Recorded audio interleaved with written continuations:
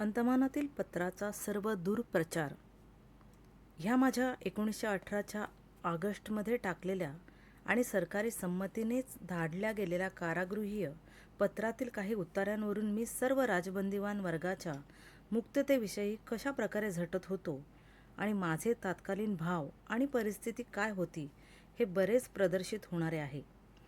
या पत्राच्या शेकडो प्रती करून माझ्या कनिष्ठ बंधूंनी त्या वर्षी जमलेल्या राष्ट्रीय सभेच्या सर्व प्रतिनिधीत वाटल्या.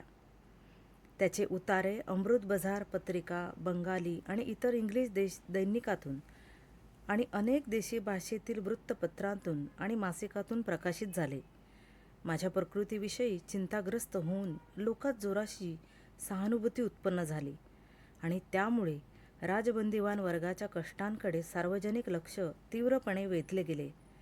माझ्या बंधूंनी मी या आणि इतर सरकारी आणि अंतस्थ पत्रातून आखून दिलेल्या कार्यक्रमाप्रमाणे एकसारखी चळवळ सुरू ठेवली आणि लोकांच्या मनात गुप्तपणे वसत असलेली राजबंदीवान वर्गावरील भक्ती आणि प्रीती हळूहळू धीटपणे व प्रगटपणे व्यक्त होण्यास शिकली. 2-4 मित्रांच्या आग्रहास बळी पडून मी जर संपात काम सोडले असते तर अशा संधीस हे पत्र सरकारीरित्या मला टाकण्यास सापडले नसते, परवानगीच मिळाली नसती. परंतु या पत्रातील वस्तुस्थिती सरकारी अधिकाऱ्यांच्याच परवानगीने माझ्या भावास कळविता आल्याने ती खरी असे मानण्यास आणि तिच्या आधारावर राजबंदीवानांच्या छळाविषयी तीव्र आलोचना करण्यास निनावी किंवा अंतस्थ पत्रांच्या माहितीवर विसंबवण्यास भिडणाऱ्या पत्रांनाही आणि पुढाऱ्यांनाही शक्य झाले. कित्येक प्रमुख पुढाऱ्यांच्या डोळ्यातून ह्या पत्राची प्रत वाचताच टिपे गळली हे आम्हास नंतर कळले. अमृत बझार पत्रिकेत आउट्रॅजियस ट्रीटमेंट ऑफ पॉलिटिकल प्रिझनर्स या मथळ्याखाली ह्या पत्रावर आलेला लेख आम्हास कारागारात बघण्यासाठी आमच्या प्रच्छन्न स्नेहांनी गुप्तपणे धाडला होता. सरकारद्वारा हे पत्र गेल्याने त्यातील विधेयकास जरी विशिष्ट महत्त्व आले होते तरी त्या पत्रात सरकारी निर्बंधानुरूप कारागारीय संपाची आणि इतर फुटकळ गोष्टींची माहिती देता आली नाही. ती उणीव भरून काढण्यास अंतस्थ पत्रे हिंदुस्थानात धाडणे नेहमीप्रमाणे प्राप्तच होते. म्हणून प्रथमतः एक पत्र लिहून त्याच्या टाईपरायटरने अनेक प्रती काढून त्या श्री मदन मोहन मालवीय, डॉक्टर बेनझट इत्यादी बहुतेक प्रमुख पुढाऱ्यास आणि विधिमंडळातील सभासदास दर आगबोटीतून 2-2, 4-4 धाडण्यात आल्या. त्या काही पोचत, काही गहाळ होत.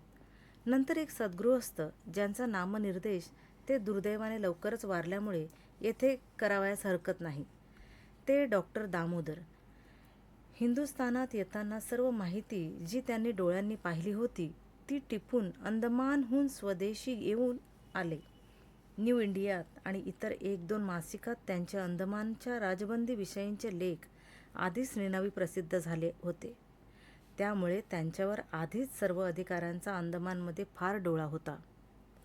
त्यांचा स्वभावही फार स्वतंत्र बाण्याचा होता. मागे उल्लेखलेल्या आमच्या संसदेचे ते सभासद असून राजबंदीवानांना निरपेक्ष रीतीने ज्या काही प्रमुख लोकांनी वर्षानुवर्षे अंदमानात सहाय्य दिले त्यात ते एक होते. आश्चर्याची म्हणून जी गोष्ट अनेकास वाटेल ती ही की ते मद्रासकडील अस्पृश्यातील एक अस्पृश्य होते. देखणा, प्रतिष्ठित, स्वाभिमानी, धाडसी आणि स्वतंत्र बाण्याचा तो पुरुष पाहताच अशा कित्येक कर्त्या पुरुषांचे कर्तव्य आम्ही आमच्या या अस्पृश्यतेच्या शापाने आणि छापाने खुंटवून नामशेष करीत आमच्या राष्ट्राचे बळ क्षीणतर केलेले आहे. ही गोष्ट तत्काळ मनात टाचू लागे. संधी मिळताच त्याची उन्नती आणि विकास स्पृश्य वर्णाने तोंडात बोट घालून पाहत राहावे असा होईल हे डॉक्टर दामोदर सारख्या कर्त्या देशभक्तास पाहताच तत्काळ ध्यानात येई. त्यास त्यांचे वरिष्ठ गोरे अधिकार देखील दचकून असत. तो मार्गाने भलत्या सलत्या गोऱ्यास रामराम करीत नसे म्हणून कागाळ्या होत. दुर्दैवाने हे गृहस्थ अगदी भर वयात इन्फ्लुएंझास हिंदुस्थानात येताच बळी पडले. तरीही त्यांनी आम्ही सांगितलेली कामगिरी प्रथमच पुरी केली होती. आमच्या एका राजबंदीवान स्नेहातील आणि प्रमुख सहकार्यातील गृहस्थाने भानसिंगाच्या मारहाणीसुद्धा संपातील सर्व घासाघिशीपर्यंत राजबंदीवानांच्या छळाची स्फुट माहिती लिहून एक पत्र सिद्ध केले होते. ते आम्हास दाखवल्यावर आम्ही आमच्याविषयीच्या यातनांचा उल्लेख तेवढा त्यातून सहेतुक गाळून त्यानंतर आमच्या संस्थेतील शपथबद्ध झालेला एक अत्यंत विश्वासू बंदीवान आपली 10-12 वर्षाची शिक्षा भरून सुटून जाणार होता त्याच्या हाती हिंदुस्थानात धाडले. त्याने मोठ्या कौशल्याने सर्व झाडाझडती झाली तर त्यातून ते सांभाळून हिंदुस्थानात ठरलेल्या पत्त्यावर टाकले. ते पत्र पोहोचले तरी वृत्तपत्रे त्या आधारावर प्रसिद्ध करण्यात जरा कचरू लागले. परंतु डॉक्टर दामोदर हिंदुस्थानात येऊन पोहोचताच त्यांनी पुढाऱ्यांच्या गाठी घेऊन त्या पत्रातील दिसण्यात भयंकर दिसणाऱ्या घटनाही कशा सत्य आहेत हे त्यास वैयक्तिक दायित्वावर पटवून दिले. ते पत्र बंगालीत आणि मला वाटते न्यू इंडियातही साग्र प्रसिद्ध झाले. तेव्हा स्वदेशात राजबंदीवानांच्या छळाविषयी एकच ओरड होऊन अंदमानाचा प्रश्न सर्व देशप्रेमी लोकांच्या मनात सारखा चलू लागला. ते पत्र प्रसिद्ध होताच आणि स्वदेशात ही जागृती होताच हिंदुस्थान सरकारकडूनही विचारपूस झाली आणि यापूर्वी अंदमानातील अधिकाऱ्यात मोठी खळबळ उडून गेली. इकडे संप चिकाटीने चाललाच होता. संपातील लोकास ज्या थोराड शरीराचे असे लोक होते की त्यास प्रत्यहीचे भरपूर जेवणही अपुरे पडे, त्यास त्या प्रत्यहीच्या अन्नाहूनही कमी असे शिक्षेचे अन्न मिळू लागले. त्याचा वचपा काढण्यास त्या कारागारातील नारळांच्या थोरल्या कारखान्यातून लागलेल्या खोबऱ्याच्या ढिगातील थाळ्या भरभरून खोबरे अंतस्तरीतेने आमच्या सहाय्यक बंदीवानांनी, वॉर्डरांनी आणि पेटी ऑफिसरांनाही त्या संपवाल्यांच्या कोठडीत नेऊन पोचवावे. दर 2-3 दिवसाआड एखादे दुसरे दैनिक व साप्ताहिक पत्र आम्हास अंतस्तरीतेने मिळे. ती मोठी गंमत असे. प्रथम ते कारागाराच्या फाटकाच्या आत कोणाच्या तरी मोरीच्या नाळीतून, नाहीतर कोणाच्या तरी कोटात शिवले जाऊन, नाहीतर कचरा गाडीतल्या एखाद्या फळीच्या खाली दबून, नाहीतर कोणा साहसी गृहस्थाच्या खिशात उघड उघड घुसून प्रवेश करी. नंतर ते संधी साधताच आमच्या चाळीत येई. जो आणणारा तो इकडे तिकडे कामात अगदी दंग होऊन फेऱ्या घालीत सुटावायचाच. सरकारचे काम इतक्या प्रामाणिकपणे पायतोड करून कोणी करतो आहे असे दिसताच आमची मंडळी समजावायची की बहुधा डाक आली. मग त्याच्या मार्गावर त्या चाळीच्या गजाशी जाऊन गुपचूप उभे राहावे. आम्ही संपात नसल्यामुळे कोठडीत बंद नव्हतो, पण म्हणजे मोकळे होतो असे नव्हे, तर चाळीच्या कोठडी पुढल्या लांब ओरीत बंद होतो. त्या गजाशी सहजसे उभे राहता खूण पटली की एका सोयीस्कर जागी गजातून तो जोराने खेपा घालीत खोबरे वाहण्याच्या पाट्या घेऊन हिंडणारा बंदीवान किंवा चलो काम करो बैठे हैं साले म्हणून बंदीवानास धाक घालीत कामात दंग दिसणारा अधिकारी चटकन गजातून ते पत्र आत टाकी. ते येताच आम्ही दोघे तिघे असलो तर त्याचे 3 लहान तुकडे होत, कारण कोणी आल्यास सर्व लांबलचक पत्र लपवणे कठीण. मग ते तुकडे दिव्यामागे, भोकात, भिंतीत जिथे साधेल तेथे लपवून गुरु जसे वेळ सापडताच अर्धा कच्चा गिळलेला कडबा उघडून पुन्हा सावकाश रवंथ करीत बसते तसे तो तुकडा एक एक काढून वाचून टाकावायचा. एक जण वाचू लागला की दुसऱ्याचा पहारा. नंतर 4 ओळी वाचल्या की लगेच तितकाच तुकडा फाडून चोळून मोळून त्या वृत्त वाचन कार्याचा जो शेवटचा विभाग खाते पत्रनाश त्या विभागाच्या अधिकाऱ्याकडे तो चोळामोळा फेकला जाई. तो अधिकारी त्वरित ते सर्व लटांबर पाण्यात कोळून पुन्हा त्याचा लगदा करून फेकून देई. कारण नुसते फेकले आणि त्या पत्राच्या नावाचाच तुकडा कोणास सापडला तर ते पत्र घेणाऱ्या धन्याचा पत्ता एका तासात लागावयाचा. कारण पोर्ट ब्लेअरमध्ये पत्रे घेणारे अगदी मोजके आणि नोंदलेले लोक. म्हणजे सगळाच हाहाकार.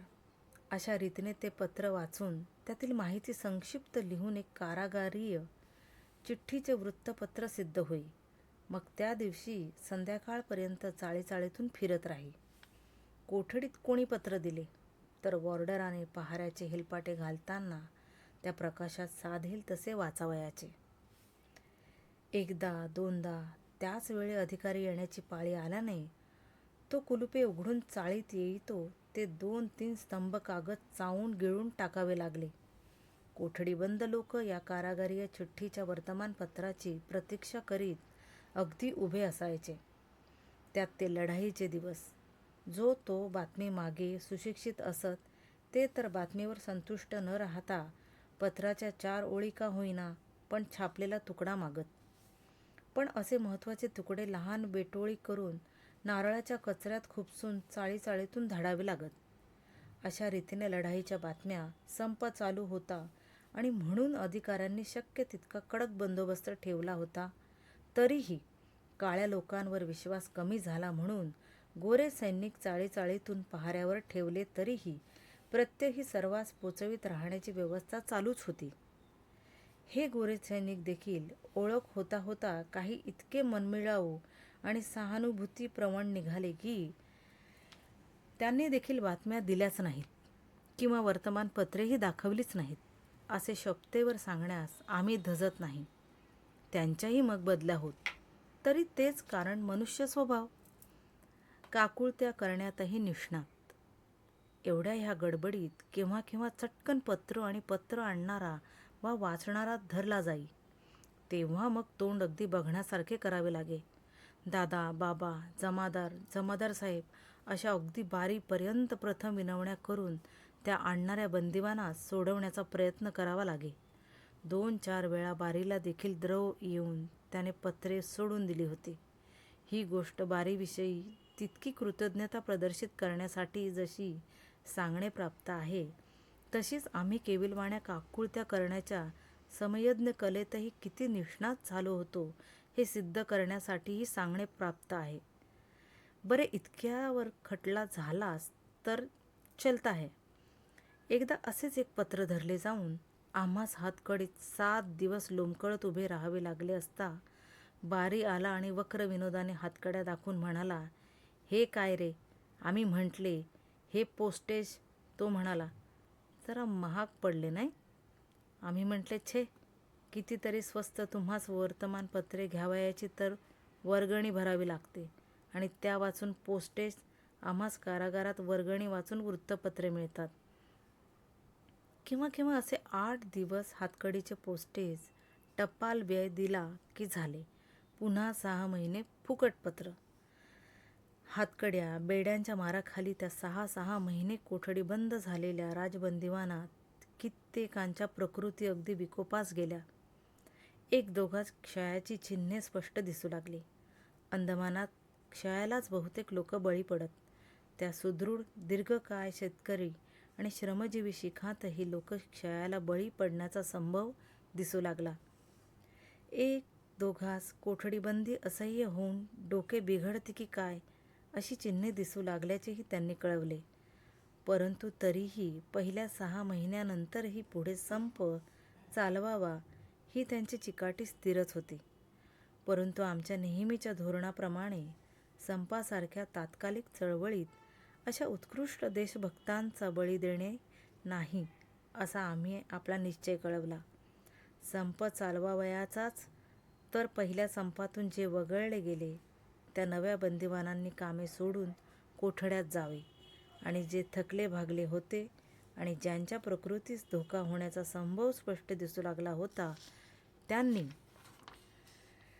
कोठड्यातून बाहेर येऊन हलकी कामे जी अधिकारी वर्ग देण्यास मान्य झाला होता ती करीत जरा विश्रांती आणि पालट घ्यावा असे आम्ही सांगितले. पुष्कळ चर्चेनंतर आणि विरोधानंतर अंती ते दृढ प्रतिज्ञ लोक संप सोडण्यास मान्य झाले आणि त्याप्रमाणे सर्वांनी पुन्हा कामे आरंभ केली. 6 महिन्यांनी त्या रजपूत तरुणानेही तेव्हाच अन्नग्रहण केले हे मागे सांगितलेच आहे. संप संपताच अधिकाऱ्यांना पुन्हा एकदा हायसे वाटले. ह्या नेहमी चालू असलेल्या संपाती अधिकाऱ्यांचा दरारा असा पहिल्यासारखा कारागृहात काही उरला नाही. पर्यवेक्षक किंवा बारी आला म्हणजे चाळीचाळीतून हे राजबंदी बसूनच राहत. हातकड्या लावून उभे करवले तरी तो बळाने करून घेतलेला सन्मान अधिकाऱ्यांसच अपमानाहून त्रासदायक वाटे. त्या विरहित असल्या आणि विशेषतः या शेवटच्या संपाने कारागृहीय व्यवस्थेस आर्थिक चट्टा काही थोडा बसत नसे. त्या वाचून देशात माजलेली खळबळ आणि जिच्यामुळे हिंदुस्थान सरकारकडून होणाऱ्या प्रतिप्रश्नास उत्तरे देत बसण्याचा त्रास आणि प्रसंगी भीती, ह्या सर्व गोष्टींमुळे संपास अधिकारी मनापासून कंटाळले होते. राजबंदीवानाप्रमाणे लेखले जाऊन त्या वर्गास इंग्लंड इत्यादी देशात वागवले जाते तसे वागवले जावे ही एक मागणी सोडून हिंदुस्थान सरकारकडून त्या संपाच्या आधी केलेल्या बहुतेक लहान सहान पण महत्त्वाच्या मागण्या मान्य करण्यात आल्या. लांब पत्रे धाडू देणे, शिखास केसांसाठी स्नानास गोडे पाणी, साबण आणि तेल मिळणे, अन्नाची सुधारणा, कामाची अतिशय सक्ती नसणे इत्यादी सवलती मिळाल्या. संपाचा मुख्य हेतू, जो हिंदुस्थानात परिणाम होईल इतका अंदमानच्या पीडेचा प्रतिवाद आणि प्रतिकार करणे, तो साध्य झालाच होता. आणि यद्यपि संपाच्या मागणीप्रमाणे भानसिंहाच्या मारहाणीसाठी बारीची उघडपणे चौकशी होऊन तो दंडित झाला नाही, तरी एकतर त्याला त्या आक्षेपातून सुटण्याकरिता पुष्कळ धडपड करावी लागावी इतकी विचारपूस वरिष्ठांकडून झाली होती. त्या सहसा पुन्हा तसे करण्यास धजण्याचे साहस उरले नव्हते. आणि दुसरे की एका अधिकाऱ्याची उघड चौकशी करणे, सरकारास भाग पाडणे हे काम हिंदुस्थानातील विधिमंडळे आणि मुद्रण यांचे होते. त्या कारागारात बांधून टाकलेल्या राजबंदीवानांना त्याविषयी जो प्रतिकार करता आला तो त्यांनी केला होता. ह्या संपानंतर अधिकाऱ्यांच्या वर्तनात पुष्कळच ढिलाई झाली. पूर्वी धर राजबंदी की दडप घाण्यात असे प्रकार होऊन 17 वर्षाची मुले देखील त्यास अपवाद नसत. पण मागच्या संपांनी आणि प्रतिकाराने नरम होत युद्धकाली आलेल्या त्या शेकडो राजबंदीतील अगदी धिप्पाड आणि सशक्त मनुष्यासही कोणी घाण्यास फारसे धाडले नाही. छिलका पुरा करून घेण्याचीच तिथे अधिकाऱ्यास मारामार पडे, तिथे घाण्याचे नाव व्यर्थच होते. अशा घासाघिशीने जे कराल ते करा, पण काहीतरी काम करा, अगदी नाही म्हणू नका, असे अगदी स्पष्टपणे सांगून अधिकारी दिवस ढकलू लागले. जर छिलक्याशीच घासाघीस केली नसती तर ते पुन्हा घाणा देते. घाणा तर काय, पण बरेच दिवस एखादा संप किंवा भांडण न केले तर बारी पूर्वी दोरीचे काम देखील वाढवू लागे. एकदा अशी स्वस्थता पाहून त्याने 3 पौंड दोरीचे काम प्रत्येकी 4 पौंडांवर चढवण्याचा प्रयत्न केला होता. कारण 3 पौंड दोरी हे राजबंदी झटकन वळतात आणि मग सगळा दिवस वाचन करीत बसतात. अशा या अधिकाऱ्यास नेहमी घासाघीसच ठीक वळणावर ठेवी. शेवटी बारी थकून गेला.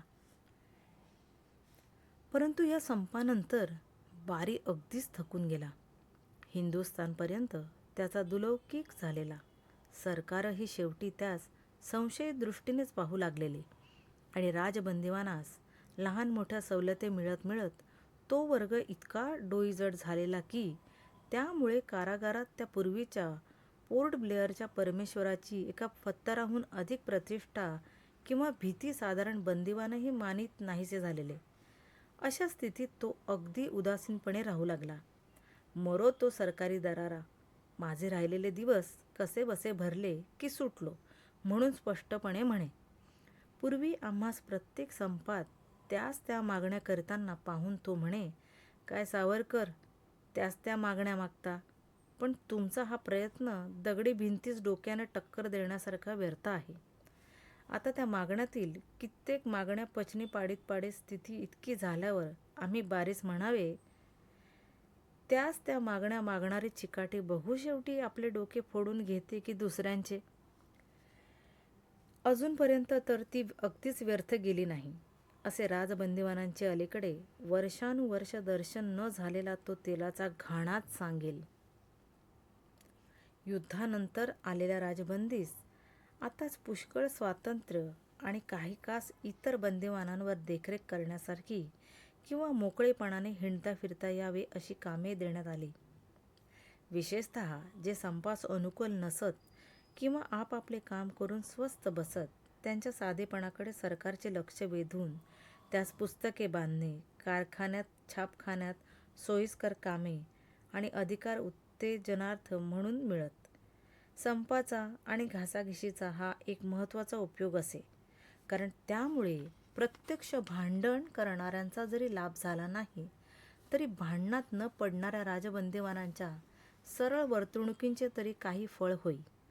आणि त्यायोगे काही राजबंदी तरी सापेक्षतः बऱ्याच स्थितीत राहू शकत. सरकारास ते सुशील वाटावे म्हणून तरी कोणाकोणास चंडशील होणे आवश्यक होते. नाहीतर त्या सुशीलासही 3 पौंड दोरीचे नावे 4 पौंड दोरखंड वळावे लागते. या संधीस युद्धाचे पहिले स्वरूप बदलले होते. आता जर्मनीचा पहिला भर उतरत चालला होता आणि त्या मानाने बंदिवानाच्या आशेच्या पहिल्या उतू जाऊ पाहणाऱ्या उकळीसही उतार पडत चालला होता. मागून जे राजबंदी आले त्यांच्यातही साधारण बंदिवानांप्रमाणे अगदी उद्या चाललो म्हणून पक्का विश्वास बाळगणारे लोक होते. संपांची आधी शिक्षा होताना 6 महिने बेडी म्हणून पर्यवेक्षक शिक्षा देई, तेव्हा त्यास तिथेच कित्येक भोळ्या राजबंदिवानांनी सांगावे की, जाव, 6 महिने तुझे राज्य तरी टिकणार आहे कुठे. अशा माझ्या सहतप्यास मी पुष्कळ विनवी की, बाबांनो, अशा भलत्याच आशा धरू नका, नाहीतर क्वचित निराशेची प्रतिक्रिया सहन होणार नाही. आलीच वेळ तर निघून जाऊच, पण तीवर अवलंबून राहू नका. तिचे निश्चित न बाळगता इथेच झुंजत मरण्याची मनाची सिद्धता ठेवा. इंग्रजांचे राज्य 1-2 आठवड्यात नामशेष होणार अशा या आशेने वणव्यासारख्या पेटलेल्या त्या बंदिवान जगतात एक म्हातारा मात्र मला असा खंबीर भेटला होता की तो सांगे, अरे जाव, इंग्रजांचे राज्य कधीही जाणार नाही. हा हत्यारी होता, मोठा धाडसी. 3दा अंदमानातून पळून जाण्याचा प्रयत्न त्याने केला. पूर्वी एकदा 10 वर्ष शिक्षा भरून हा सुटून गेला. पुन्हा सुटताच त्याच त्या पहिल्या शिक्षेस कारणीभूत झालेल्या त्याच्या शत्रूस ठार मारून जन्मठेप घेऊन अंदमानास आला आणि 3ऱ्या प्रयत्नात सफलता येऊन अंदमानातून निसटला. नावेत बसून एकटा महिनाभर समुद्रात भटकत भटकत फिरत होता. शेवटी अगदी मद्रासच्या तटास लागता लागता पकडला गेला. अशा अनेक निराशा झाल्याने त्यास इतर बंदिवानात जसे आशेचे वेड लागले होते तसे यास निराशेचे वेड लागले होते. कोणीही इंग्रजांचे राज्य जाईल असे म्हटले की तो कातावे आणि संतापून म्हणे, अशा 3 लढाया झालेल्या मी पाहिल्या आहेत आणि इंग्रजांचे राज्य जाणार म्हणून 50दा ऐकले आहे, पण ते सगळे खोटे, लुच्चेपणा केवळ.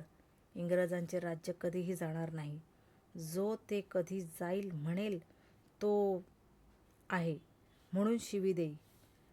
पण ह्या माणसाच्या मनात त्या इंग्रजांच्या विषयी किंवा राज्याविषयी लवलेशही प्रीती होती असे कोणी समजेल तर ती चूक होती. तो एकदा इंग्रजांचा सूड घेण्यासाठी एक भयंकर कृत्य करण्यासाठीही सिद्ध झालेला होता. अन्न सत्याग्रही रामरक्षा याचा मृत्यू. ह्या संपांच्या गडबडीतच रामरक्षा नावाच्या एका पंजाबी ब्राह्मणाच्या मृत्यूची दुर्घटना घडली होती. हे गृहस्थ चीन, जपान इत्यादी स्थळी प्रवास करीत असता राज्यक्रांतिकारकांच्या पक्षात समाविष्ट होऊन सयाम आणि रंगून येथील बंड करण्याच्या आणि सैनिकास बिघडविण्याच्या कटात दंडित झाले होते. तिकडेही त्यास अनेक पीडा सहन करावी लागली होती. अंदमानातील कारागारात पाय ठेवताच त्यांनी पाहिले की ब्राह्मणांच्या गळ्यातले यज्ञोपवीत काढून घेण्यात येत आहे. ते स्वतः परदेशी मुरलेले आणि बाह्य संस्कार धर्म समजण्याच्या आकुंचितपणाहून फार प्रगल्भ विचारांचे होते. परंतु कोणासही त्यांच्या इच्छेविरुद्ध त्यांचे धर्मचिन्ह काढून घेण्यास भाग पाडावे हे त्यास न रुचून त्यांनी आपले यज्ञोपवीत देण्याचे साफ नाकारले. अधिकाऱ्यांनी असल्या गोष्टीतही मूर्खपणाचा हेका चालवून ते तोडून टाकले. त्या धार्मिक अपमानाचा प्रतिवाद करण्यासाठी यज्ञोपवीत नाही तोवर मी अन्न घेणार नाही, म्हणून रामरक्षा ह्यांनी शपथ घातली. अन्न तर काय, पण पाणी देखील ते घेईनात. निर्जल आणि निरन्न असे कडक व्रत करीत तो वीर त्या कोठडीत कित्येक दिवस पडून राहिला. शेवटी काही 15 दिवसांनी त्यास नाकाने नळी घालून बळाने अन्न देण्यात येऊ लागले. त्यासही महिना उलटून गेला. यज्ञोपवीताकरिता झुंजत मरणाचा आपण करून तो ब्राह्मण तसाच झगडत राहिला. त्याच्या पूर्वीच्या झालेल्या छळाने आणि ह्या निर्शानाने खंगून त्याच्या छातीत भयंकर दुःख होऊ लागले. डॉक्टरने त्या क्षयाची भावना झाल्याचे कळवले. सर्वजण म्हणत, तू आता अन्न घे, पण तो ऐकेना. मरणाच्या दारी बसला. आम्ही स्वतःच्या हातची चिठ्ठी धाडली. शेवटी मोठ्या प्रयासाने अन्नग्रहणास त्याचे मन वळवले. परंतु दुर्दैवाने विकोपास गेलेला विकार बरा न होऊन तो ब्राह्मण वीर 1-2 महिन्यातच मृत्यू पावला. परंतु त्याचे हे प्रकरण तिथेच दबू न देता त्याची बातमी वरिष्ठ अधिकारी, हिंदुस्थानी मुद्रालय आणि शेवटी कारागृहाच्या चौकशीसाठी नेमलेले मंडळ, कमिशन यापर्यंत पोचवली गेल्याने शेवटी ब्राह्मणास कारागारात यज्ञोपवीत ठेवण्याचा अधिकार मिळाला. पण या क्वचित अधिकारासाठी देखील एका ब्राह्मणाचा बळी द्यावा लागला. ब्राह्मण बंदिवानासच नव्हे तर सर्व पंथांच्या बंदिवानास त्यांचे अत्यावश्यक धर्मचिन्ह बाळगण्याची परवानगी सर्व कारागारातून सध्या मिळालेली आहे. युद्धाचा शेवट जसजसा येऊ लागला तसतसा जर्मनीचा पराभव स्पष्ट दिसू लागला. तेव्हा पूर्वी जर्मनीच्या भरभराटीविरुद्ध इंग्रजांच्या खोट्या विजयांच्या बातम्या सांगण्याचा जसा इंग्रजास प्रसंग आला, तसाच जर्मनीच्या खोट्या विजयांच्या काल्पनिक बातम्या उठवून त्यावर आपल्या तीव्र निराशेची धार बोधट करण्याकडे बंदिवानांची प्रवृत्ती वाढत गेली. इंग्रजांच्या पराभवाच्या इतक्या अवाच्या सवा बातम्या बंदिवान उठवीत की युद्धानंतर 1-2 वर्षात इंग्रजास बंदिवानास पत्रे वाचू देणेच अधिक इष्ट दिसले. कारण वृत्तपत्रातून निदान अगदी लंडन घेतले, लाहोरला अमीर आला इत्यादी अद्भुत घटना तरी कोणीच छापणार नव्हता. याच वेळेस आम्हा राजबंदिवानास अंशतः वरील कारणासाठीच आणि अंशतः आम्हास वृत्तपत्र देऊन काहीतरी मनोरंजन करता यावे म्हणून त्यावेळचा सुज्ञ पर्यवेक्षक लंडन टाइम्सची साप्ताहिक आवृत्ती कारागारात उघडपणे देत असे. शेवटी तुर्कीचा पराजय होत गेला हे ऐकून मी आनंदच माने. ते मुसलमानासच तर राहोच, पण कित्येक राजकारणाशी अपरिचित असणाऱ्या राजबंदिवानासही प्रथम रुचले नाही. मागून त्यांच्या ते ध्यानात आले. जर्मनीच्या पराभवाच्या बातम्या मी यथातथ्यपणे सांगे, पण त्यांना त्या अप्रिय बातम्या ऐकून त्या सांगणाऱ्याचाच राग येई. बरे, बातमी विचारल्या वाचून तर त्यास राहवत नसे. मी कधी म्हटले, बातमी सांगत नाही. तुमच्या समाधानासाठी खोट्या बातम्या सांगणे हे मी निंद्य समजतो. म्हणजे अगदी गयावया करू लागत. अशा वेळेस त्या बंदिवानांना जर्मन पराजयाचा आणि तुर्कीच्या पराजयाचा खरा अर्थ समजून देण्यासाठी मी आठवड्याच्या बैठकीत तोच विषय 1-2दा घेतला होता. अनुकूल असेल तेव्हाच बातमी ऐकणे हा मूर्खाचा स्वभाव असतो. शूर आणि कर्तबगार पुरुष प्रतिकूल बातमी प्रथम ऐकू इच्छितो, कारण प्रतिकूलाशी टक्कर ताबडतोब देता यावी.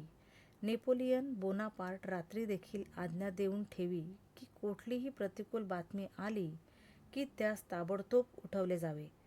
अनुकूल असेल तर उठवल्यावर कळवली जावी. त्यातही अनुकूल बातमी ऐकण्यासारखी तपश्चर्या हिंदुस्थानने अजून केलेली नाही.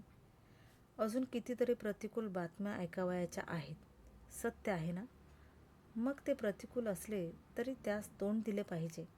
मागे राजी लोक कोणी पुत्रजन्माची कहाणी ऐकवण्यास आले म्हणजे सोन्याची कडी देत, पण कोण्या पराजयाची बातमी अशा लोकांस घरात घुसून छातीवर बसून शत्रूस जेव्हा देईल तेव्हाच काय ती कळणार. असे भ्याड बनून कसे चालेल. असे समजावून सर्व बंदिवानांना पराभवाच्याही बातमीमुळे होणाऱ्या प्रतिक्रियेपासून शक्यतोवर सांभाळण्याचा प्रयत्न आम्ही करू. हळूहळू लढाईच्या उत्तर रंगाच्या बातम्या देखील ऐकून घेऊन त्यांची चर्चा शांतपणे करण्याची सवय बंदिवानातील मुसलमानांच्या महत्त्वाकांक्षेस लागलेले भलतेच देशविघातक वळण वेळीच उतरवण्यास सहाय्यच होईल, हेही हळूहळू सर्वत्रास समजू लागले. तरीही इतर बंदिवानांवर तर काय, पण राजबंदिवानांवरही लढाईच्या परिणामाची थोडी बहु प्रतिक्रिया होतच गेली. काही त्यामुळे, काही कारागारात कोठडीत बंद पडून पडून प्रकृतीवर अपरिहार्य परिणाम होऊन, आणि काही त्या अंदमानातील आरोग्यघातक वायुमानाचे योगे करून त्यामागून आलेल्या राजबंदिवानातील धडधाकट आणि शारीरिक परिश्रमास अपरिचित नसलेल्या आमच्या बांधवातही कित्येकांची प्रकृती अगदी ढासळून गेली. 3-4 वर्षांच्या आत मोठमोठे धिप्पाड पंजाबी पण कोणी क्षयास बळी पडू लागले. अगदी क्रूश झाले. कोणास आमांशाने जर्जर केले, कोणी आत्महत्येच्या नावं काढू लागले. 3-4 शीख बंधू क्षय होऊन आमच्या डोळ्यासमोर वारले, तेव्हा आम्हीही त्याच विकाराच्या शंकेने त्याच रुग्णालयात ठेवले गेलो होतो. ते देशभक्त, उदार आणि शूर लोक असे पटापट मरताना पाहून फार वाईट वाटे. आपणही आज उद्या असेच या वाटेनेच जाणार, हेच आश्चर्य की जेथे 3-4 वर्षात त्या असल्या सुदृढ आणि धडधाकट लोकांची शरीर प्रकृती खचून गेली, तिथे आपली आज 8-9 वर्ष टिकाव धरू शकली.